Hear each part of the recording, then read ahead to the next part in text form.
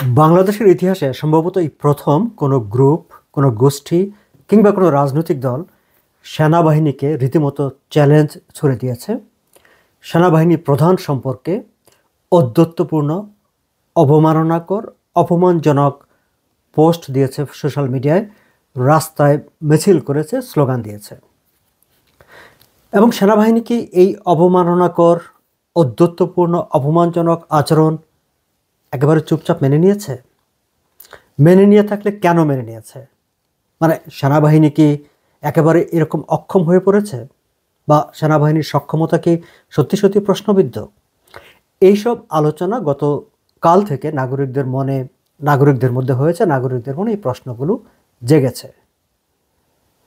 আমরা এই বিষয় নিয়ে একটু আলাপ আলোচনা করব। এই আলোচনায় যাবার আগে আমরা যদি একটু জাস্ট কোথা থেকে ঘটনার সূত্রপাত ঘটলো সেই জায়গা থেকে যদি একটু ঘুরে আসি দর্শক, আপনারা খেয়াল করবেন যে মূলত পরিস্থিতিটা তৈরি হয়েছে নতুন রাজনৈতিক দল জাতীয় নাগরিক পার্টির নেতা, যিনি এর আগে বৈষম্য বিরোধী ছাত্র আন্দোলনের অন্যতম সমন্বয়ক ছিলেন, হাসনাত আবদুল্লাহর একটি ফেসবুক পোস্টকে কেন্দ্র করে তিনি দাবি করেছেন যে সেনাবাহিনীতে ক্যান্টনমেন্টে একটি বৈঠকে আওয়ামী লীগকে পুনর্বাসনের ব্যাপারে তাদেরকে একটি প্রস্তাব দেওয়া হয়েছে। এবং তার পরবর্তীতে আসিফ ভুঁইয়া তিনিও এই ধরনের একটি পোস্ট দিয়েছেন এবং তিনি সেনাবাহিনী প্রধান সম্পর্কে আরও বেশ কিছু স্পর্শকাতর কিছু তথ্য জাতির সামনে উপস্থাপন করেছেন। এবং আমরা দেখলাম তার পরপরই রাতে শিক্ষা প্রতিষ্ঠানগুলোতে, ঢাকা বিশ্ববিদ্যালয় এবং আরও বেশ কয়েকটি বিশ্ববিদ্যালয়ে সেনাবাহিনী প্রধানের বিরুদ্ধে এবং আওয়ামী লীগের রাজনীতি নিষিদ্ধ করার দাবিতে বিক্ষোভ, স্লোগান এইসব কিছু হয়েছে। এবং আমি যখন কথা বলছি, শনিবার ঢাকায় বিকাল 3টায় একটি সমাবেশেরও ডাক দেওয়া হয়েছে। শুক্রবার কচুক্ষেত এলাকায় তারা মিছিলও করেছে এবং সেই মিছিলের স্লোগান উঠেছে ওয়াকার না হাসনাত, হাসনাত না হাসনাত। সেনাবাহিনী এই বিষয়টিকে কিভাবে দেখছে, তারা বিষয়টিকে কিভাবে নিয়েছে? তার চাইতে গুরুত্বপূর্ণ বিষয় হচ্ছে যে একটি ঘোষণা দেওয়া হয়েছিল শুক্রবার জুমা নামাজের পর বাইতুল মোকাররম থেকে এই সেনাবাহিনী প্রধানের অপসারণের দাবিতে একটি বিক্ষোভ মিছিল বের করার। আমরা দেখেছি সেই বিক্ষোভ মিছিলটি হতে পারেনি, সেনাবাহিনী সেটি হতে দেয়নি। এই যে সেনাবাহিনী সেটি হতে দেয়নি, সেটিকে প্রশংসার চোখে দেখেছে দেশের নাগরিকরা। তারা প্রশংসা করেছে এই যে মব অ্যাট্রসিটি, বিদেশে বসে ইউটিউবে ঘোষণা দিয়ে উস্কে দেওয়া এবং উস্কে দেওয়ার পর ঢাকার কিছু মানুষ দৌড়ে গিয়ে বাড়িঘরে হামলা করা, তার উপর হামলা করা, এই যে একটা অরাজক একটা পরিস্থিতি তৈরি হয়েছিল, সেনাবাহিনী দিনের পর দিন ম্যাজিস্ট্রেসি পাওয়ার নিয়ে রাস্তায় দেশের আনাচে কানাচে থাকার পরও তারা এই ঘটনাগুলোতে নীরব থেকেছে। সেই তারা গত সপ্তাহে সিপিবি অফিসের ক্ষেত্রে তারা একটি ভূমিকা নিয়েছে। এইবার তারা কঠিনভাবে অবস্থান নিয়ে সেটি বন্টন করে দিয়েছে। এটিকে নাগরিকরা প্রশংসা করেছেন, সেনাবাহিনীর এই ভূমিকাটিকে। একই সঙ্গে প্রশ্ন তুলেছেন যে তাহলে আপনারা এতদিন এই কাজটি কেন করলেন না? এতদিন কেন এই মব অ্যাট্রসিটিকে নৈরাজ্য করতে সুযোগ দিলেন? কেন 32 নম্বরে যখন হামলা হয়, যখন আওয়ামী লীগ নেতাদের বাড়িঘরে হামলা হয়, যখন গাজীপুরে হামলা হয়, তখন আপনারা চুপ থেকেছেন? তখন কেন সেগুলো বন্ধ করার সেগুলোকে চেষ্টা করেননি, বাধা দেননি? আজ হোক কাল হোক সেনাবাহিনীকে এই প্রশ্নের উত্তর তো অবশ্যই দিতে হবে। নাগরিকদের এই প্রশ্ন, নাগরিকদের এই জিজ্ঞাসা তাদের জানার অধিকার আছে এবং সেনাবাহিনীকে তার উত্তর অবশ্যই দিতে হবে। কিন্তু শুক্রবার এই যে একটি মব অ্যাট্রসিটির ডাকটিকে তারা থামিয়ে দিতে পেরেছেন, বন্ধ করে দিতে পেরেছেন, সেটিকে নাগরিকরা ওয়েলকাম করেছে, প্রশংসা করেছে। এবং এই প্রত্যাশাটা তৈরি হয়েছে যে এখন থেকে ফ্রম নাও অনওয়ার্ড সেনাবাহিনী সব ধরনের মব অ্যাট্রসিটি, সব ধরনের নৈরাজ্য বন্ধে সক্রিয়ভাবে ভূমিকা রাখবে, পদক্ষেপ রাখবে। যাক, আমরা যে কথা বলছিলাম যে হাসনাত আবদুল্লাহর যে পোস্ট এবং আসিফের যে পোস্ট, আরও বক্তব্য, সংবাদ সম্মেলন এবং কর্মসূচি ঘোষণা, আমরা দেখেছি যে বিভিন্ন সূত্রগুলো আমাদেরকে জানিয়েছে, আমরা দেখেছি যে ঢাকার বিভিন্ন জায়গায় সেনাবাহিনী তৎপরতা বৃদ্ধি করা হয়েছে এবং আশেপাশের অন্যান্য ক্যান্টনমেন্টগুলো থেকে ঢাকায় আরও অতিরিক্ত সৈন্য সমাবেশ করা হয়েছে, এরকম একটি খবর আমরা পেয়েছি।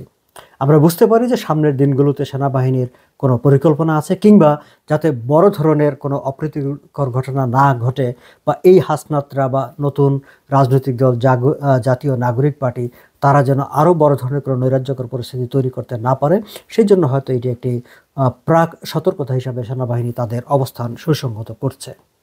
কিন্তু প্রশ্ন হচ্ছে, অনেকেই এই প্রশ্নটি করেছেন যে হাসনাত যিনি বলছেন যে গত 11ই মার্চের ক্যান্টনমেন্টের বৈঠক সেটি এতদিন পরে এসে তিনি কেন এটি ফেসবুক পোস্টের মাধ্যমে প্রকাশ করতে গেলেন। দর্শক, আপনারা খেয়াল করবেন যে হাসনাত যখন এই পোস্টটি দিয়েছে তার আগে আরেকটি গুরুত্বপূর্ণ ঘটনা ঘটেছে। সেটি হচ্ছে ইন্টারন্যাশনাল ক্রাইসিস গ্রুপের সঙ্গে প্রধান উপদেষ্টা ডক্টর মোহাম্মদ ইউনূসের একটি বৈঠক হয়েছে, যেই বৈঠকে প্রথমবারের মতো, আমি গতকালকের ভিডিওতে উল্লেখ করেছি, প্রথমবারের মতো ডক্টর মোহাম্মদ ইউনূস স্পষ্টভাবে বলেছেন আওয়ামী লীগের রাজনীতি নিষিদ্ধ করার কোনো ইচ্ছা পরিকল্পনা অন্তর্বর্তী সরকারের নেই। এর আগে অতটা সরাসরি অতটা স্পষ্টভাবে তিনি এই বিষয়টি নিয়ে মতামত দেননি, এই প্রথম এই স্পষ্ট মতামত দিয়েছেন। এবং আমরা যদি আরেকটু ঘটনা প্রবাহের দিকে তাকাই, ডক্টর মোহাম্মদ ইউনূস এই মতামত দেওয়ার আগে তার সঙ্গে সেনাবাহিনী প্রধান দেখা করেছিলেন। সেনাবাহিনী প্রধান এবং ডক্টর মোহাম্মদ ইউনূসের মধ্যকার বৈঠকের একটি ছবি আপনারা, যেটি প্রধান উপদেষ্টার দপ্তর থেকে রিলিজ করা হয়েছে, সেই ছবিটির দিকে যদি আপনারা একটু মনোযোগ দিয়ে দেখবেন যে সেটি কিন্তু যে প্রধান উপদেষ্টার বড় টেবিল, বড় চেয়ার, তার আসনে বসে এই পাশে ওই পাশে যে বৈঠকটি হয় কিংবা ফর্মাল যে জায়গাটি বৈঠক হয় সেই রকম না, একটা ছোট্ট দুজন মুখোমুখি বসে কথা বলছেন। এটিও কিন্তু অনেক কিছু ইঙ্গিত দেয়। আমাদের মনে আছে এর আগে সেনাবাহিনী প্রধান তার বক্তৃতায় অন্তত 3বার তাকে প্রধান উপদেষ্টা, মাননীয় প্রধান উপদেষ্টা উল্লেখ না করে ডক্টর মোহাম্মদ ইউনূস বলে উল্লেখ করেছিলেন। এবং এই বৈঠকটিতে ঠিক সেই ধরনের যে অ্যাড্রেসিং, তার একটা ইঙ্গিতের একটা আবহ পাওয়া যায় এই বৈঠকটিতে। যাই হোক, যে কথা বলছিলাম যে হাসনাত আবদুল্লাহ পোস্টে দিয়েছেন, তার আগের ঘটনা হচ্ছে সেনাবাহিনী প্রধানের ডক্টর মোহাম্মদ ইউনূসের সঙ্গে সাক্ষাৎ এবং ডক্টর মোহাম্মদ ইউনূসের ঘোষণা দেওয়া ইন্টারন্যাশনাল ক্রাইসিস গ্রুপের সঙ্গে যে আওয়ামী লীগের রাজনীতি বন্ধের কোনো পরিকল্পনা এই সরকারের নেই।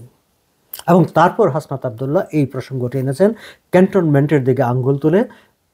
হাসনাত আবদুল্লাহ সরাসরি সেনাবাহিনী প্রধানের নাম উল্লেখ না করলেও আরেকজন বিদেশে থাকা, আমি নাম ইচ্ছা করে বললাম না, বিদেশে থাকা আরেকজন ব্লগার সেখানে সেনাবাহিনী প্রধানের নাম উল্লেখ করে বলেছেন যে বৈঠকটি হয়েছে সেনাবাহিনী প্রধানের সঙ্গে।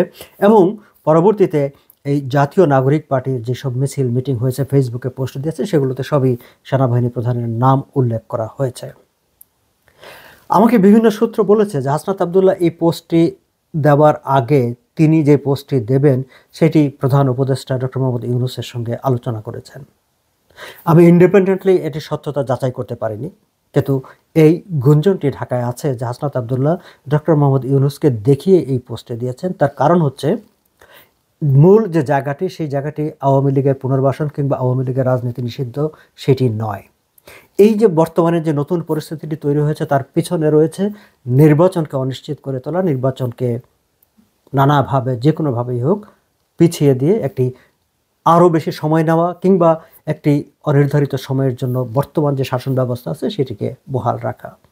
ঢাকার বিভিন্ন সূত্রগুলো বলছে অন্তত 3জন উপদেষ্টা যারা সক্রিয়ভাবে এনজিও কর্মকর্তা, এনজিওর সঙ্গে সংশ্লিষ্ট, তারা খুব তোড়জোড় করে চাইছেন কোনোভাবেই যেন ডিসেম্বর কিংবা কাছাকাছি সময় নির্বাচন না হয়, যেন নির্বাচন অনির্দিষ্টকালের জন্য পিছিয়ে যায়। আপনারা খেয়াল করবেন যে ডক্টর মোহাম্মদ ইউনূস প্রায়শই বলে থাকে যে অল্প প্যাকেজ, তিনি সংস্কারের নানা প্যাকেজ নিয়ে কথা বলেন, আবার সংস্কারের ঐক্যমতের কথা বলেন। একটু খেয়াল করে দেখেন তো যে ঐক্যমত কমিশন নামে যে প্রতিষ্ঠানটি গঠিত হয়েছে, সেই প্রতিষ্ঠানটি ঐক্যমত্য সংস্কার প্রস্তাব নিয়ে ঐক্যমত্য করার জন্য কি চেষ্টা করছে, তারা কতটা অ্যাক্টিভলি চেষ্টা করছে, আদৌ কি করছে। বেশ কয়েকদিন আগে একটা মিটিং হয়েছিল, সেটিকে বলা হয়েছিল একটা প্রারম্ভিক মিটিং, তারপরে বেশ কিছুদিন গেছে আবার এখন একটা মিটিং হচ্ছে। আমাকে ঢাকার অনেকগুলো সূত্র বলছে যে এই মিটিংগুলো হচ্ছে অনেকটা এক ধরনের একটা দায় সারা গোছের এক ধরনের ফর্মাল মিটিংয়ের মতো। দর্শক, কোনো রাজনৈতিক সমঝোতা, রাজনৈতিক কোনো বিষয়ে ঐক্যমত্য প্রতিষ্ঠা কোনো ফর্মাল মিটিং দেওয়া হয় না, সেগুলো আলাদা আলাদা ইনফর্মাল, পার্সন টু পার্সন, নানাভাবে টেলিফোনে সামনাসামনি নানাভাবে কথাবার্তা বলে এক ধরনের একটা কনসেনসাস তৈরি করা হয়। খেয়াল করবেন যে এই সংস্কার প্রস্তাব নিয়ে সেই ঐক্যমত্য কমিশনই বলেন, প্রধান উপদেষ্টার দপ্তরই বলেন, তারা বিভিন্ন রাজনৈতিক দলগুলোর সঙ্গে যে প্রোঅ্যাক্টিভলি আলোচনা করা, সেই কাজটি কিন্তু তারা করছে না। তারা কোনোভাবে সময় হ্যাঁ আমরা করছি, মানে কি যে না এখনও তো সংস্কার নিয়ে তো কোনো ঐক্যমত্য হলো না, তাহলে আমরা কি করব, জাস্ট এই ধরনের একটি পরিবেশ তৈরি করে নির্বাচনটাকে বিলম্বিত করে দেওয়া, নির্বাচনটাকে অনিশ্চিত করে দেওয়া, সেরকম একটি তৎপরতা তাদের মধ্যে আছে। সেই যেই ঐক্যমত্য যে কমিশন, তাদের মধ্যেও এটি আছে।